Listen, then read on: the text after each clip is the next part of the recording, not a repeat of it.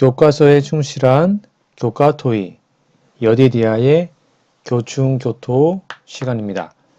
오늘은 제3과 하나님의 마음에 기쁨이 되는 것이라는 제목으로 우리 하나님 말씀을 함께 연구하겠습니다.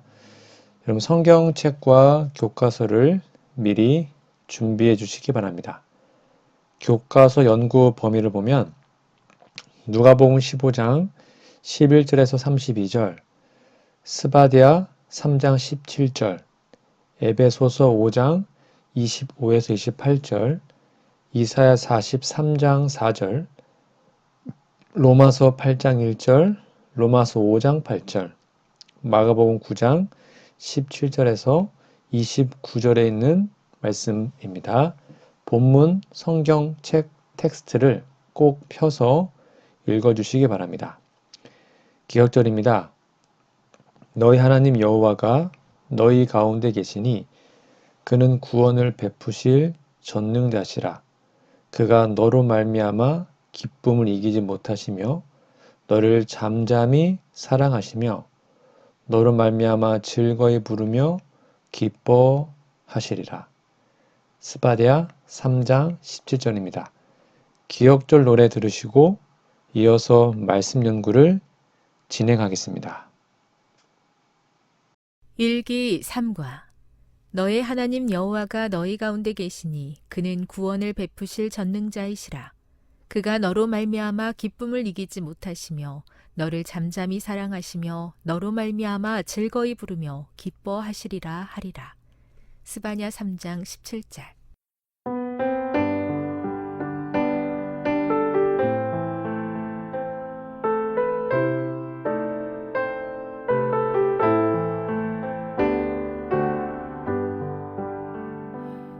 너희 하나님 여호와가 너희 가운데에 계시니 그는 구원을 베푸실 전능자이시라.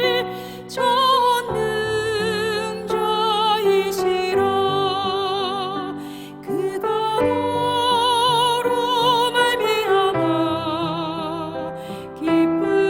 기쁨을 이기지 못하시며 너를 잠잠히 사랑하시며 너로 말미암아 즐거이 부르며 기뻐하시리라 하리라. 스바냐 3장 17절.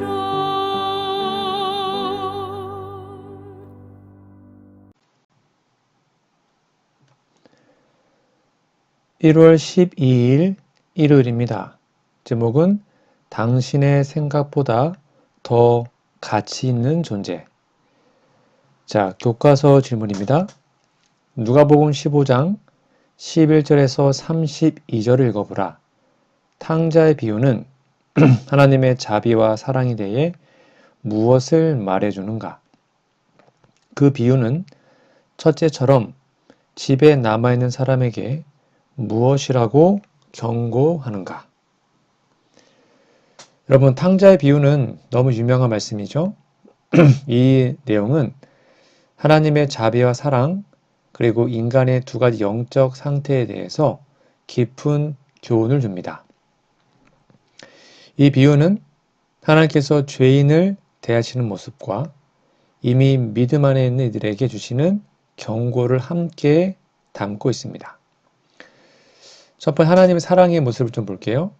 이 비유에서 하나님 아버지는, 특별히 아버지는 하나님의 자비롭고 조건 없는 사랑을 나타냅니다. 그리고 죄인을 기다리신 하나님이죠.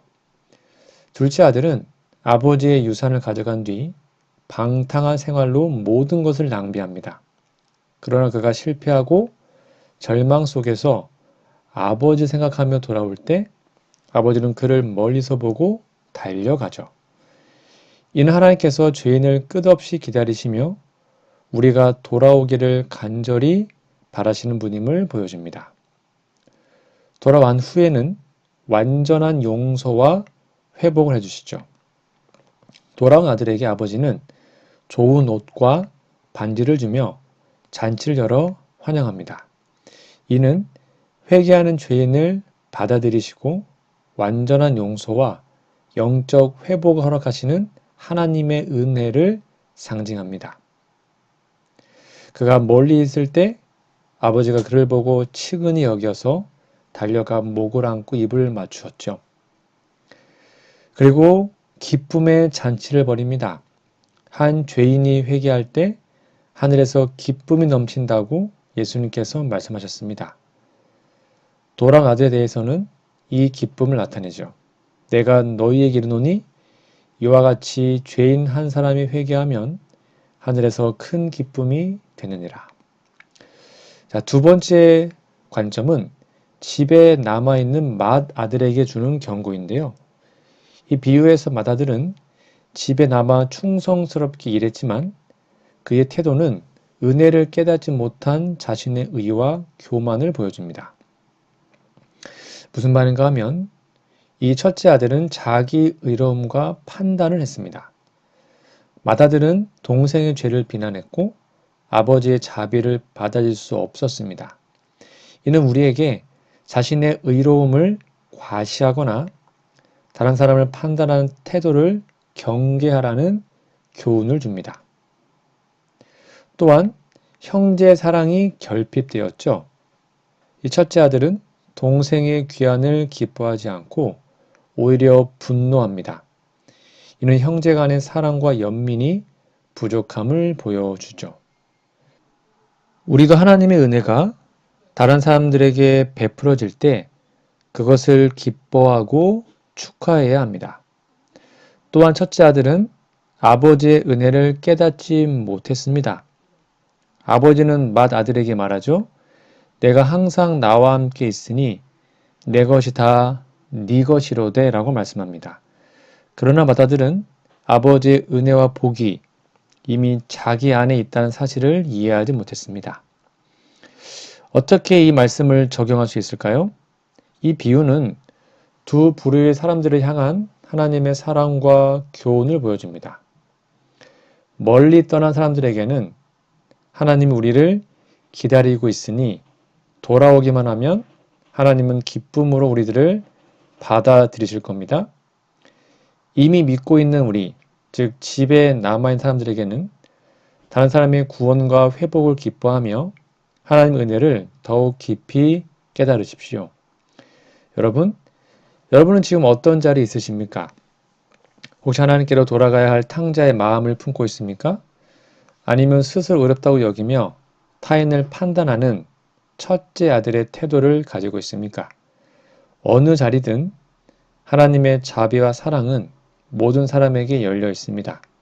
오늘 하나님께로 나아가서 그분의 기쁨, 그 환영을 꼭 경험하시기 바랍니다.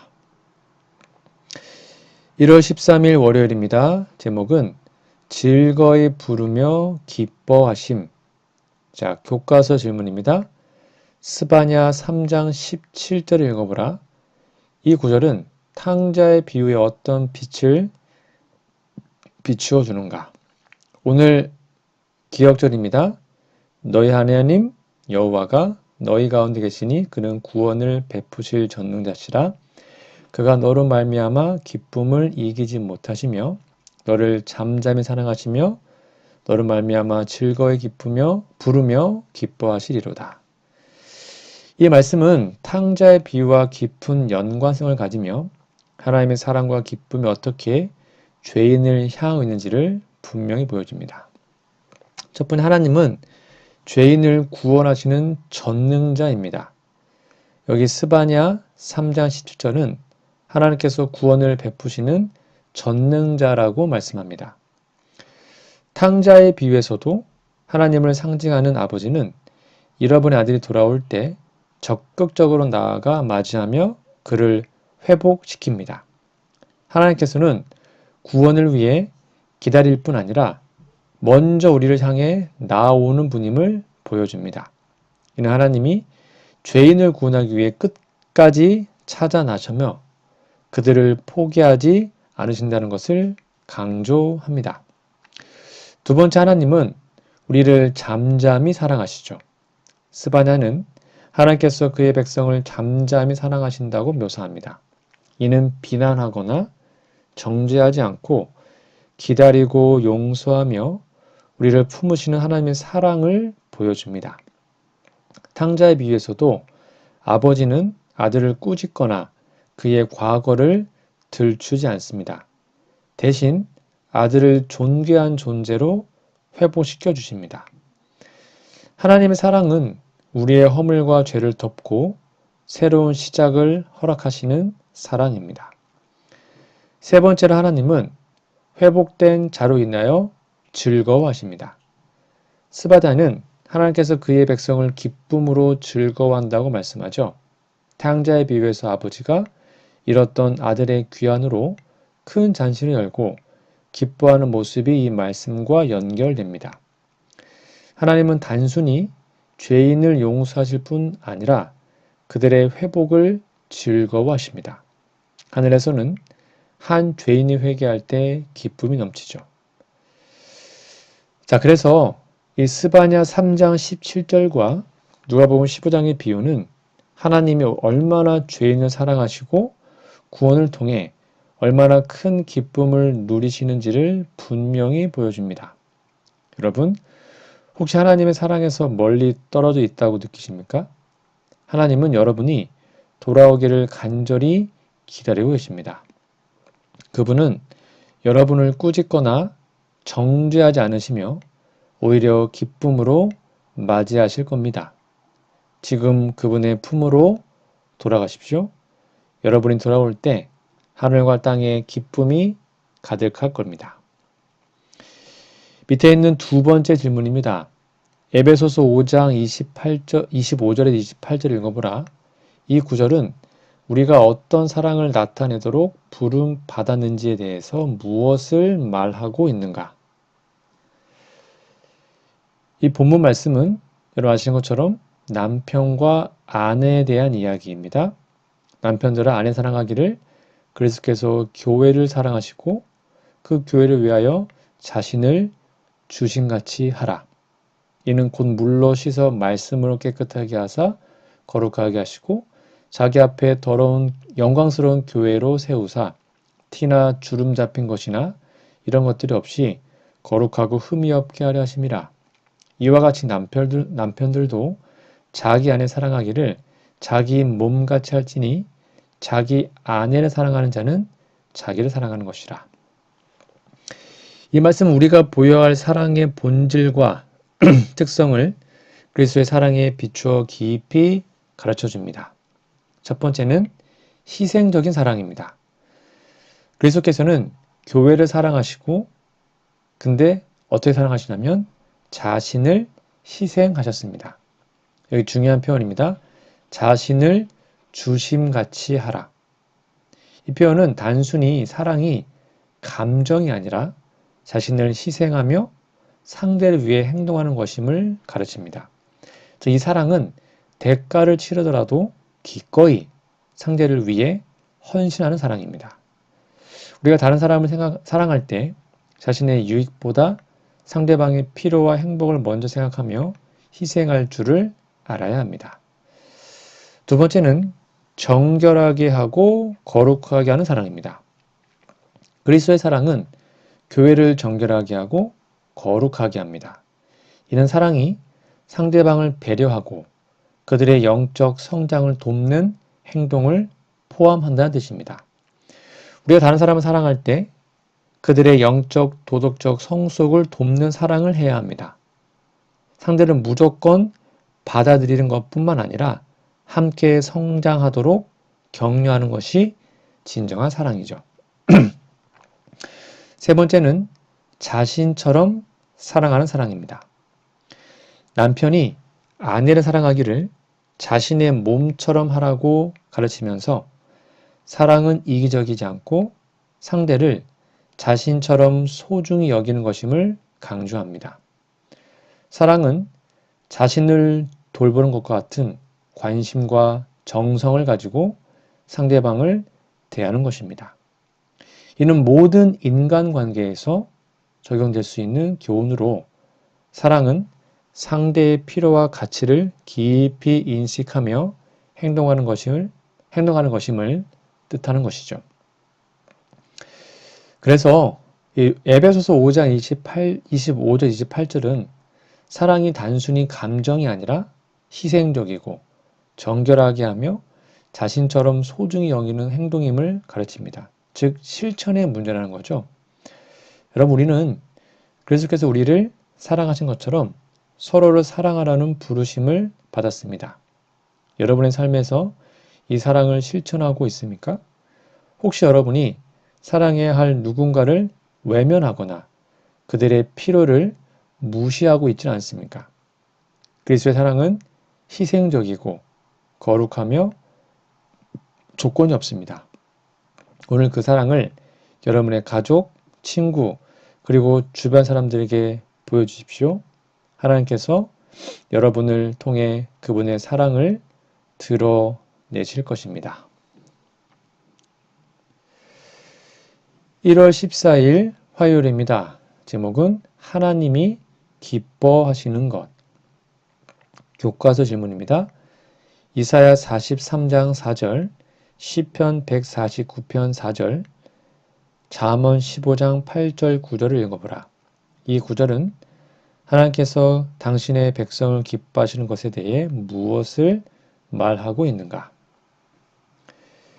이 말씀은 하나님께서 그의 백성을 기뻐하시는 마음과 그분의 사랑과 인도하심에 대한 중요한 진리를 가르쳐 줍니다. 첫 번째, 이사야 43장 4절은 하나님의 특별한 사랑과 가치 부여입니다. 내가 너를 보배롭고 존귀하게 여기며 너를 사랑하였은즉 내가 사람들을 너 대신 내어주며 백성들이 너의 생명을 대신하리라. 하나님께서 그의 백성을 보배롭고 존귀하게 여기신다고 말씀하십니다. 이는 우리가 하나님께 얼마나 소중한 존재인지를 보여줍니다. 하나님의 사랑은 조건 없이 우리를 특별한 존재로 삼으시며 희생을 통해 구원을 이루시는 사랑입니다. 하나님 우리를 위해 단 어떤 것도 아끼지 않으시는 분이시죠. 여러분 그래서 하나님의 기쁨은 단순한 감정이 아니라 우리를 향한 그분의 깊은 사랑과 헌신으로 나타납니다. 두 번째 시편 149편 4절은 하나님의 구원과 백성의 영광입니다. 여호와께서 자기 백성을 기뻐하시며 겸손한 자를 구원으로 아름답게 하시리로다. 하나님은 그의 백성을 기뻐하시는 분이십니다. 특히 겸손한 자를 구원하시고 그들을 통해 자신의 영광을 드러내십니다. 하나님께서 구원을 통해 백성을 새롭게 하시고 그들의 삶이 하나님의 기쁨과 영광이 되게 하십니다. 하나님은 우리의 순종과 겸손 속에서 기쁨을 느끼시죠. 즉 하나님을 의지하며 겸손히 그분께 나아갈 때 우리는 하나님의 기쁨의 대상이 됩니다. 세 번째, 잠언 15장 8절 9절은 의로운 자를 기뻐하시는 하나님입니다.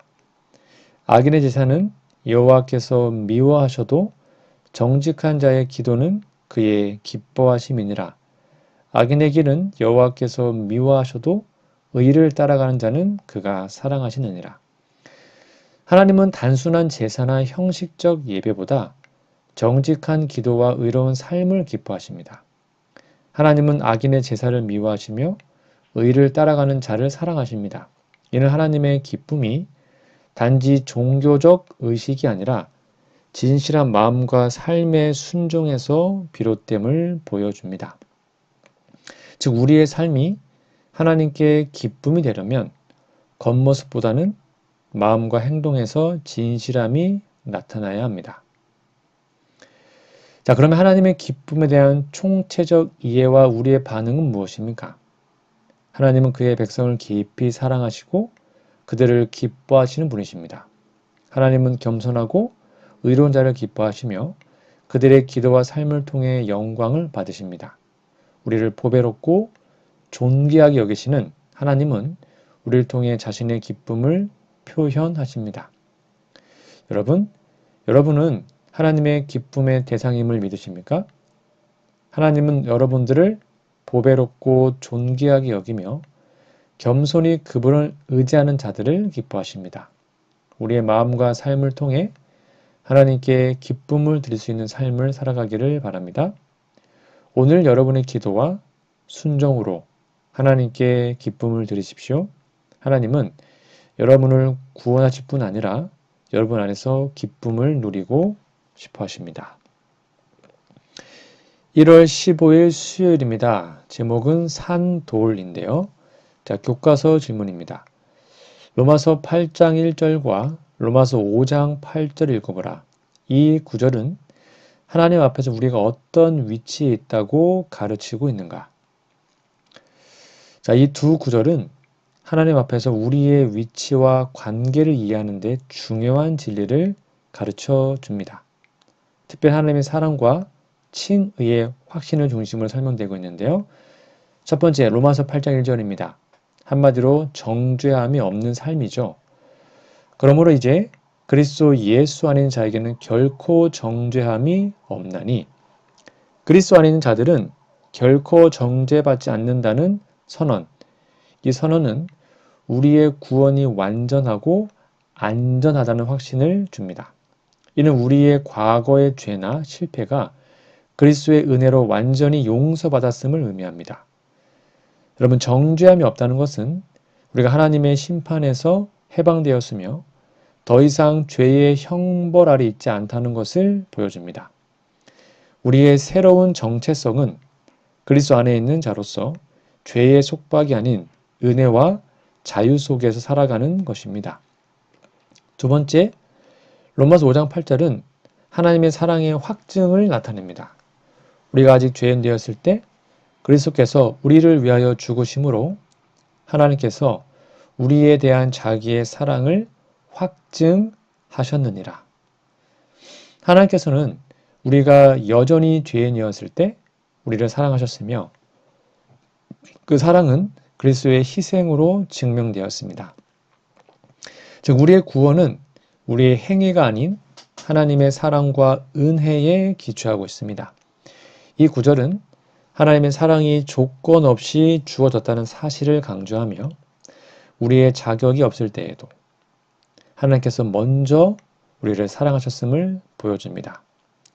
우리는 우리의 연약함 속에서도 변치 않는 하나님의 사랑을 확신하며 그분의 은혜로 구원을 받습니다. 이 두 구절의 교훈은 뭘까요? 로마서 8장 1절 뭐라고 했습니까? 우리가 그리스도 안에 있음으로 정죄에서 자유로워졌다는 것을 구원의 결과를 말해주고 있고요. 로마서 5장 8절은 그 구원이 하나님의 사랑으로부터 시작되었음을 가르쳐줍니다. 즉 우리는 우리의 행위가 아닌 하나님의 사랑과 은혜로 인해 의롭다 하심을 얻고 정죄받지 않게 되었습니다. 여러분, 하나님의 사랑은 여러분이 아직 죄인 되었을 때 변함없이 주어졌습니다. 우리는 그리스도 안에서 정죄받지 않은 새로운 존재로 거듭났습니다. 혹시 여러분이 과거의 죄와 실패 때문에 낙심하고 있습니까? 하나님께서는 여러분을 사랑하셔서 예수님을 보내셨고 그 사랑은 여러분이 구원을 받을 수 있도록 확증되었습니다. 오늘 그분의 은혜를 받아들이고 정죄에서 자유로워진 삶을 살아가시기 바랍니다. 밑에 있는 두 번째 질문입니다. 베드로후서 2장 4절에서 6절을 읽고 히브리서 11장 6절과 비교해 보라. 이 구절은 우리가 어떻게 하나님의 기쁨이 될 수 있다고 말하고 있는가? 이 두 구절은 하나님께 어떻게 기쁨이 될 수 있는지에 대한 깊은 교훈을 제공합니다. 이 두 구절은 신앙과 순종이 하나님의 기쁨의 기초임을 강조하고 있는데요. 첫 번째 베드로전서 2장 4절에서 6절은 살아있는 돌과 영적 제사의 내용입니다. 즉 사람에게는 버림받았으나 하나님께는 택하심을 입은 보배로운 산돌이신 그에게 나와 너희도 산돌같이 신령한 집으로 세워지고 예수 그리스도를 말미암아 하나님이 기쁘게 받으실 신령한 제사를 드릴 거룩한 제사장이 될지라. 경에 기록되었을 때 보라 내가 택한 보배로운 모퉁이 돌을 시온에 두노니 그를 믿는 자는 부끄러움을 당하지 아니하리라 하셨습니다.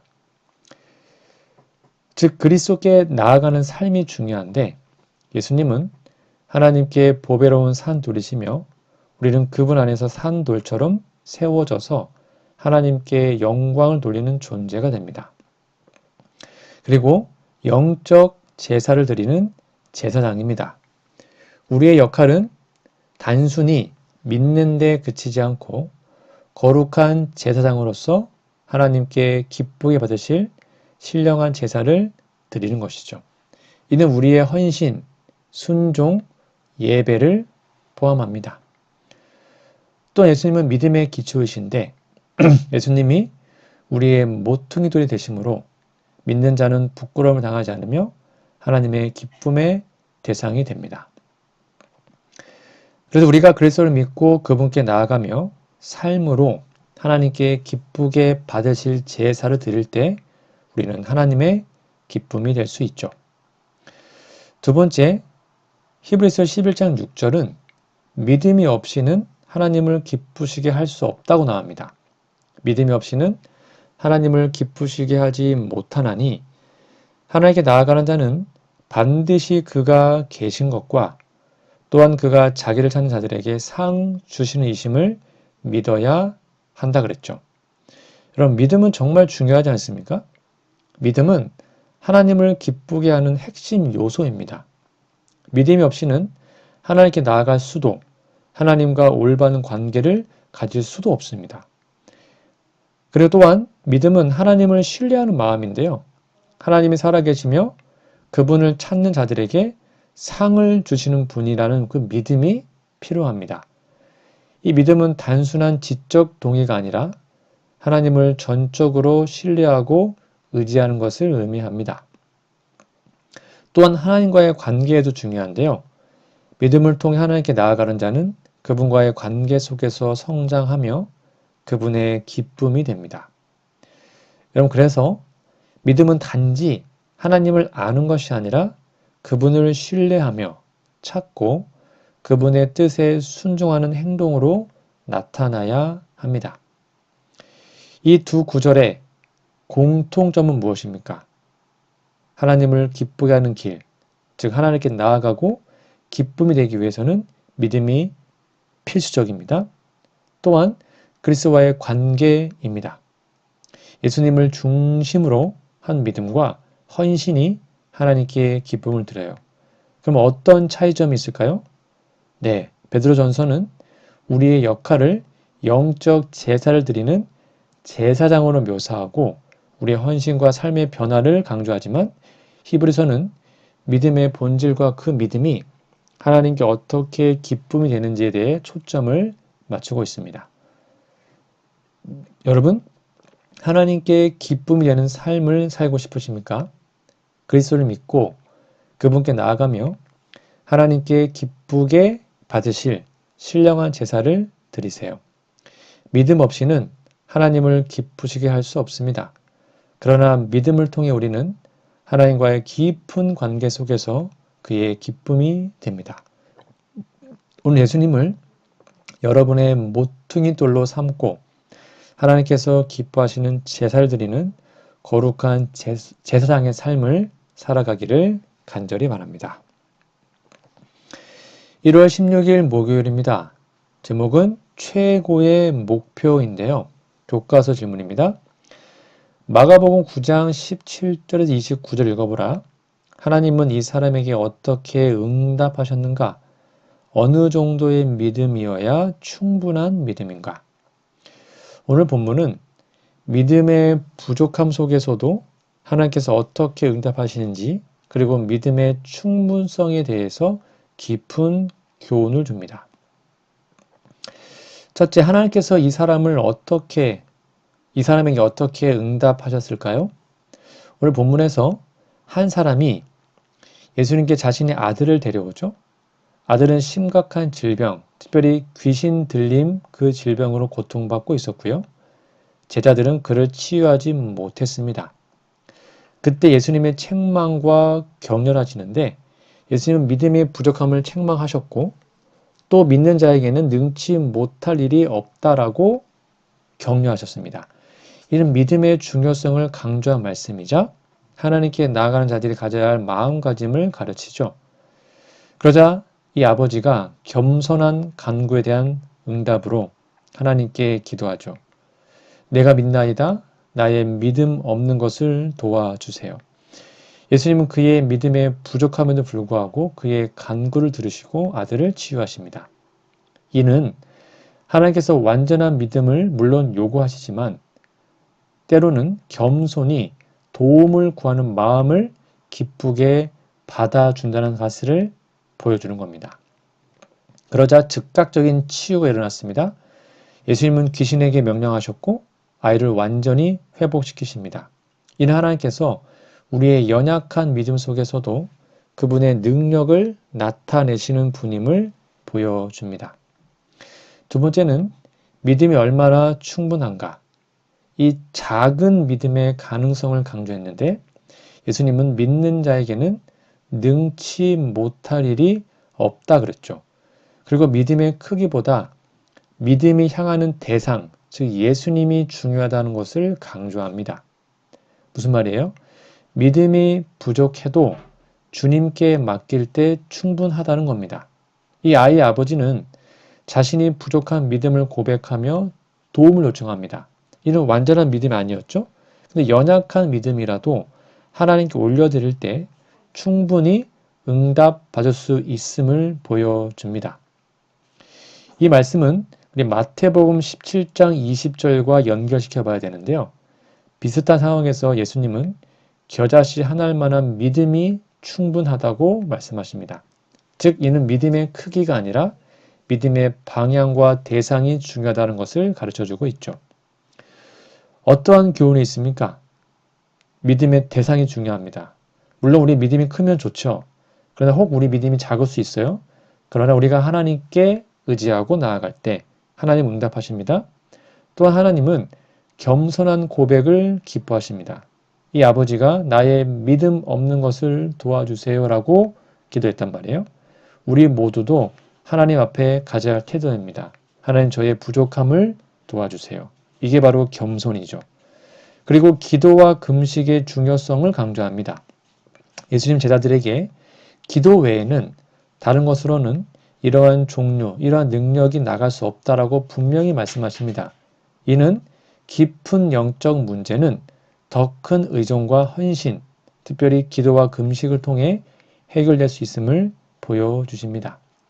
여러분, 여러분의 믿음이 연약하다고 느껴지십니까? 하나님께서는 완벽한 믿음을 요구하지 않으십니다. 물론 믿음이 완벽하면 더 좋죠.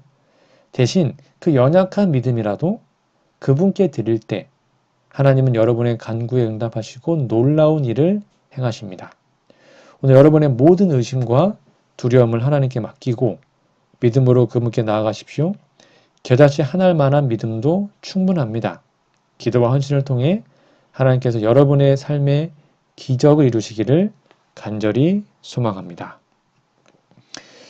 오늘 저는 제3과 하나님 마음의 기쁨이 되는 것이라는 제목으로 우리 교과 토의를 진행하였습니다. 여러분 성경책 연구 범위를 꼭 펴서 읽으시고 기억들도 외워주시면 감사하겠습니다. 우리 다음 주에는요. 제4과 사랑과 자비의 하나님이라는 제목으로 우리 교과 연구를 진행하겠습니다. 다음 주까지 건강하시고 우리 기도하고 마치겠습니다. 하나님 주 아버지, 하나님을 멀리 떠나 주님이 주신 모든 가치도 짓밟는 자를 다시 받아주시는 놀라운 사랑에 감사합니다. 부끄럽지만 주님과 사람 앞에 저지른 모든 잘못에 대해 용서를 구하니 도와주시고 하나님 나라의 가족이 될 수 있게 은혜를 주시옵소서. 마음의 기쁨을 보시고 탕자 같은 자를 기뻐하시는 하나님의 사랑에 감사합니다. 인간적인 생각으로 어떻게 하나님의 마음에 기쁨을 드릴까 염려하고 노력하지만 주님 은혜 앞에 모두 내려놓고 하나님의 기쁨을 함께 누리며 나누기 원합니다. 드넓은 우주에서 티끌보다 더 작은 저를 보고 기뻐하시는 하나님의 관심과 사랑에 감사합니다. 허물과 부끄러운 일이 많은 연약한 죄인이지만 오직 십자가 공로를 의지하니 주님과 함께 기쁨을 나누는 의인으로 설 수 있도록 도와주시옵소서. 그리스도를 통해 우리를 위해 이루신 하나님의 역사에 감사드립니다. 죄인을 위해 중보하시는 예수님의 사랑을 전적으로 의지합니다. 오늘도 넘어지고 실수하는 연약한 종이지만 날마다 믿음으로 하나님께 응답하도록 인도하여 주옵소서. 우리에게 부족하다고 하지 않으시고 작은 믿음도 받아주시는 하나님의 자비에 감사드립니다. 저는 연약하여서 믿음이 흔들릴 때가 있으니 언제나 곁에 계셔서 도와주시고 주님 말씀을 항상 기억하고 굳게 설 수 있도록 인도해 주시옵기를 예수님의 이름으로 기도합니다. 아멘.